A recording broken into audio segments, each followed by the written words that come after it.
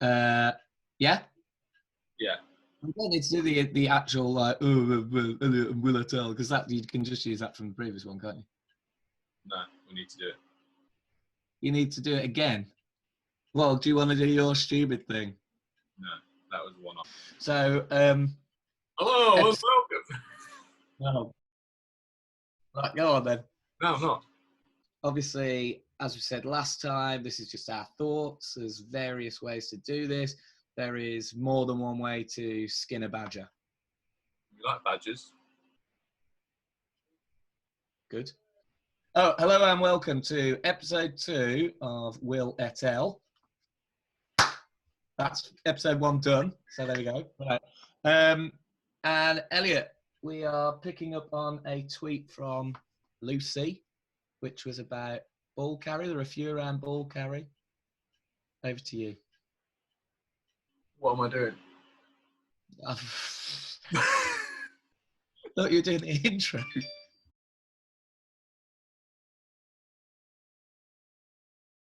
Yeah, so the first slide that I've got is it's about maximising our outcomes with the ball. So it is factors affecting ball carry. When we're talking about ball carry position, it is varied.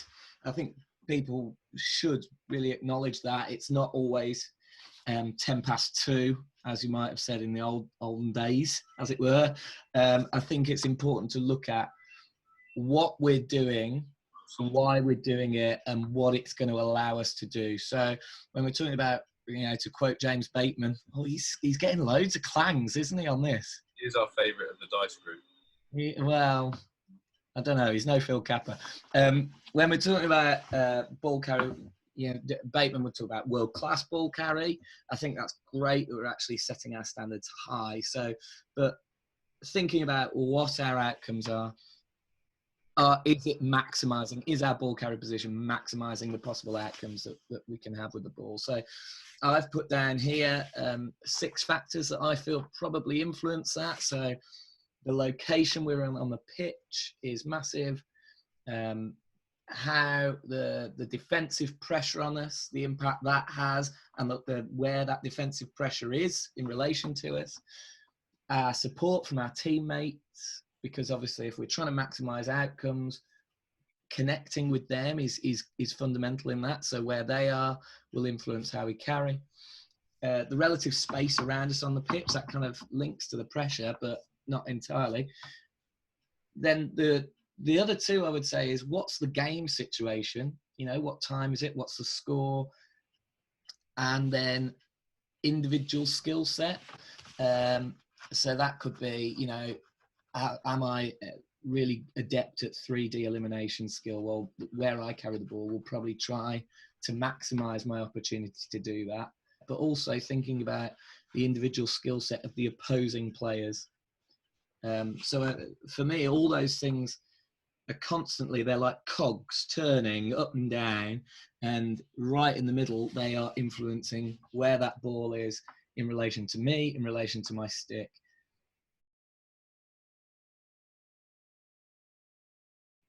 Carrying with vision. And for me, you carry the ball with the intent to pass the ball. Passing is going to move the ball quicker than carrying generally. So fundamentally, you want to be able to see as much of the pitch as you can. The ability to carry at full sprint, because if we have space to carry into in a game, it generally isn't there for that long. So we have to take advantage of that as quickly as possible. Doing that will generally have a very different technical outlook. So you might go very one hand, very upright, getting the ball away from you so you can actually stretch your legs and run quickly. And the final one, which is the converse of that, is going into a more ball protection, where maybe you don't have the opportunity to connect with support and actually you need to retain, or you just need to break through a tackle.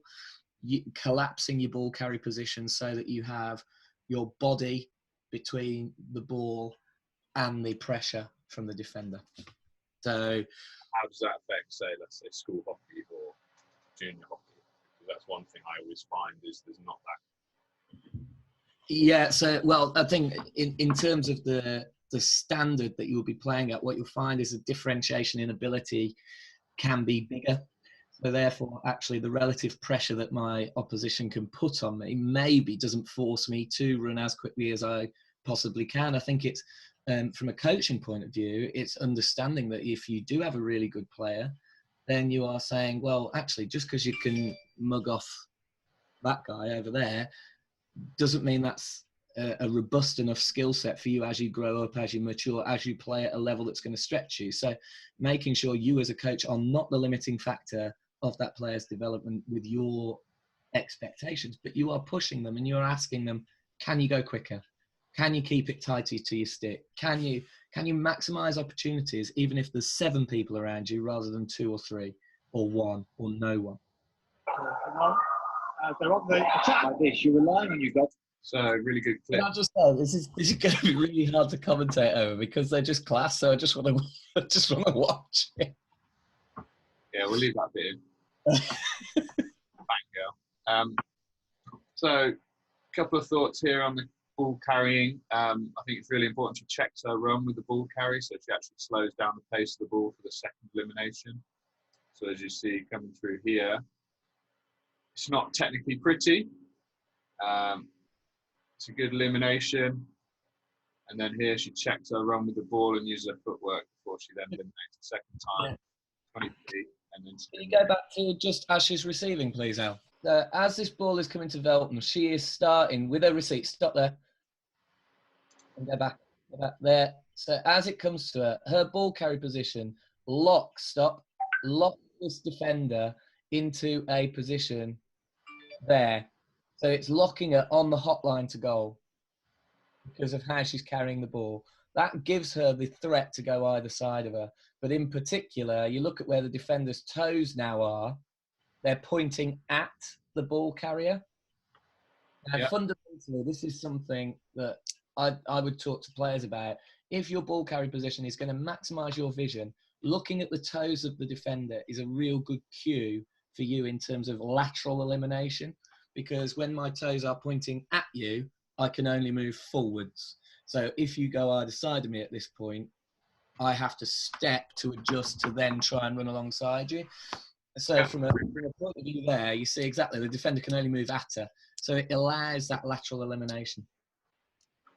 just I think that receive again, is that Velton again? The receive there in the circle is when we go back to sort of more negative ball carry position. So she's protecting the ball. She's already identified that the space, this is when she receives in the D, she's already identified that the space for her shot is going to be on her backhand. So she's protecting the ball, using her body as a physical barrier between the ball and the defensive pressure to allow ourselves to carry onto her backhand. We have a look. There, bang, bang. And here, I think with this ball carry, the thing I like the most about this is obviously it's open stick forehand, and she's travelling. There's not, a lot of the things I see kids, particularly a lot of girls do, is tic-tac hockey, I call it, where they're tic-taccing with the ball, tap, tap, tap. And all that does is it makes the ball carry very predictable as to where the ball's going and allow the defender to actually engage with it. Whereas here, she does not move the ball at all until she eliminates, where the defender is then already beaten, and it becomes very easy for her. When you're talking about vision here as well, I've just found a drawing tool, which is cool. She is looking instantly about top of the circle here. So she's already seen where she wants to attack. She's seen the gap in the space. She hasn't decided that she's going to take the outside space. Oops, that's wrong. Actually, that. There. She hasn't decided that she's going outside here, which is obviously the easy option. She's decided to come infield and attack top of the circle. And by asking that threat on the hotline almost towards the top of the circle, towards those really high profile positions of the D and the pitch, it locks that defender in. You look at the toes of the defender, they're pointing straight at her because she's got to put front on pressure in her mind because that girl is threatening down the hotline. I think this is some great footwork here. Yeah, and that's exactly that same clip again. Prioritising your forehand because it's going to maximise those opportunities for you generally on the ball. And she dances around the ball, doesn't she? It's. So I think here again, it's 3D skill to get in the circle, backhand 3D skill. But then it's the intent to control the ball and slow down here. Yeah. So slowing down to get a feet round to then be able to exploit on the forehand. And it comes down to then, once she's gone back onto that forehand, that control to go from 3D to getting it very tight stick on ball. That's again, that comes back down to that sort of discussions I would have with junior school kids about ghost hockey.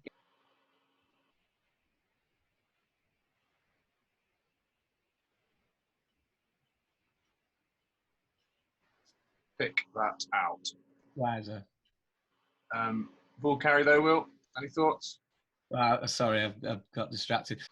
Yeah, so I think the individual skill set of the players, obviously that was one of the factors that affect your ball carry position. Owsley is, fundamentally a very tall, strong, powerful athlete who is absolutely rapid, eats up the turf very, very effortlessly. So her choice around when to ball carry will be very different to, I don't know, someone who's less physically adept. She's also, through being a very strong athlete and being effective at running with the ball, her skill set has developed much more around having a little bit of hand speed whilst running at pace. So when it comes to ball carry, again, I would be looking at vision, change of pace. Are they being positive and purposeful? Elliot will pop up a slide on the edit, which will show. Yeah, pop it up now. That'd be great. Which will show you the questions that I'm thinking really, and I encourage coaches to think about when developing ball carrying. Right now, so if we go and talk about practice design. Got a big whiteboard there, Will? Funnily enough, here's one I made earlier. So I'd be talking about, with this, very basic sort of coaching thing would be talking about the step. So, and how you adjust activities basically to get different things emerge. So we're talking about space, time, equipment, and participants or players. Yeah, you can make it quicker, Elliot, don't worry. So looking at step, for me, the ones that I would say are really key for getting ball carry are talking about space and talking about the players. So the number of players that you have involved. If we are playing a game and we have, I think you have to have a goal or a target area, because that massively influences, as we said earlier, prioritizing the hotline stuff through there is fundamentally more important, and it allows you to lock a defender up in a position. If we have an attacking overload in a game, it lends itself to passing. So if we're looking at ball carrying, I would look for even numbers and Why? What? Why even numbers? Why even numbers? Because you don't have that simple pass on, so you have to carry or eliminate to create a connection. It doesn't completely remove the opportunity to connect, but it puts more of a magnifying glass on the opportunity to carry. The other thing I would do is thinking about the space that we use. I would go longer and thinner, so that actually the space for people is in behind the closing defender. So if that's the closing defender, that's me on the ball. The space tends to be in there with a little bit there. And that then means I have to get past them to play forward. Those sort of basic things of looking at space. The other thing I've done previously would be, and this lends itself to more elimination, the ball carry, but if you play in a game that's like an hourglass shape, what that does is it stops straight line passes, and it forces passes over distance really to go through a lot of congestion. It creates this bottleneck in here where you tend to get a lot of opportunity to carry. So over to me and my slightly smaller, less glorious board. Sponsored by Grace. Great. I would totally agree with what you're saying. I would almost even look to underload as well to stress test it a bit further. So by having less passing options, naturally you obviously get more carrying. I agree with the bottleneck shape and ball carrying encouragement there. That's good. I also would probably look at having a chase player or how you start exercise with a chase. So if it's, for example, rather than doing, let's just say a 3v3 to goal, where it might be quite A attack B, starting with an offset defender to then encourage that initial ball carry, perhaps. So having defenders start behind the attackers so that you then get the chase, or the way you set up a pitch that allows for a jump back defender who is chasing the forward. So what we've got is a very simple goal-to-goal game. And we have cut out probably around 5 metres off the sideline. They're unopposed areas, so no defenders can go in there, but the person on the ball can. But what I tend to do, and this is giving, I mean, people talk about goldfish bowls, which I find are quite artificial. This is a different way of creating a bit more confidence and exploring technique in a context. So I would say it's unopposed in here. So I could go out there as the ball carrier and I am unopposed. All right. But the rules I would set are you have to be running at full speed. If you're in there, you have to be flat out sprinting and be really strict with it. If they slow down while they're in there, it's a free hit to the other team. Free hit to the other team, you've got to be doing it at full speed. So there's loads of unopposed, carry at pace. It turns the game into very counter-attacky. So actually the sort of implicit learning tends to be a lot around avoiding flyby defending. So if this guy's shooting down here, instead of me getting square on because I can't go in there, I literally have to track them along the outside. So I'm avoiding flyby, I'm staying in the game.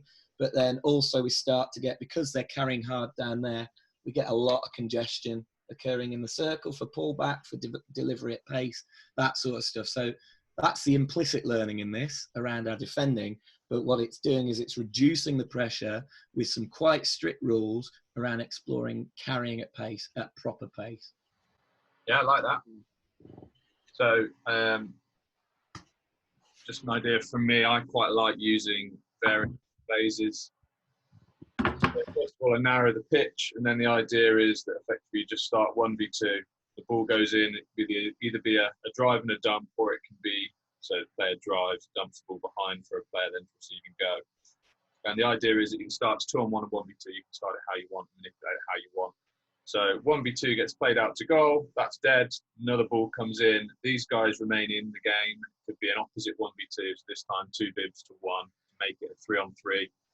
And then we keep going through phases, and there may be some different start positions, different balls, and we might go, say, 4 lots of balls, plus you chuck a ball in. But the idea being that every time, because you're starting from either deep here or from a sideline, and because you can manipulate having a chase defender, it gives an instant ball carry for them to practice, as well as then either an overload or an unload situation for them to then adapt to. Can I ask what you're doing? So for the team that wins the ball there, what's their outcome?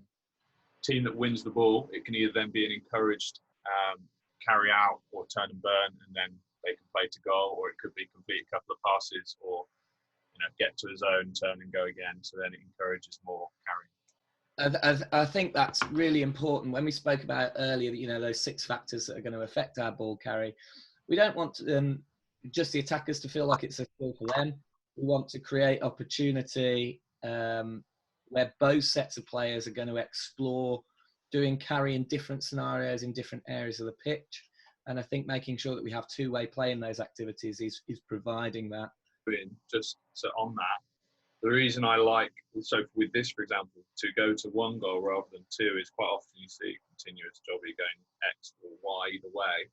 All I find this does is it gives them repetition but without consequence. So as you've just said there, by giving the defence a different focus rather than just get a ball from your corner and attack the other way, it gives it more game realism and ask bigger questions, I find, of the players.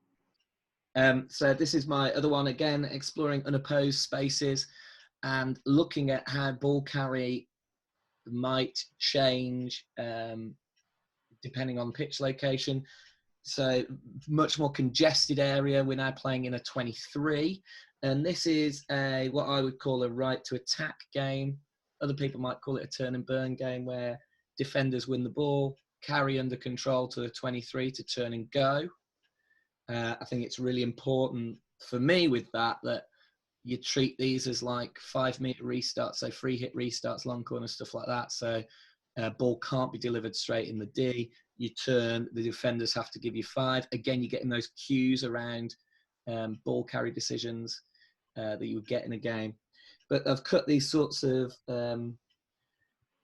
cheese segments, sort of Trivial Pursuit wedges out of the baseline. They are my unopposed areas. So I'm giving a little opportunity there for the attacking team to carry into there, and we start to look at baseline T-spot entry. You can maybe build it up to say that the players can't put their body into these areas defensively, but they could maybe put their stick in, which then creates down here in this baseline entry a bit more ball protection, because you're like, oh, get your stick away from me, until you find the opportunity to open your body and connect